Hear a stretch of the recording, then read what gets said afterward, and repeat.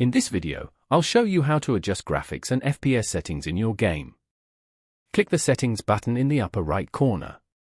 This will open the Game Settings menu. Now, on the left side, scroll down and select Graphics and Sound. In this section, you can adjust the graphics quality of the game. Below that, you'll find the FPS settings. You can choose between low, medium, and high. Low equals 30 FPS. Medium equals 60 FPS. High equals 90 FPS. You can also manually select FPS values like 90, 120, or 144, depending on your device. Once you've made your selection, simply close the settings. Changes will be applied automatically. That's it. If this was helpful, leave a like and subscribe for more tips.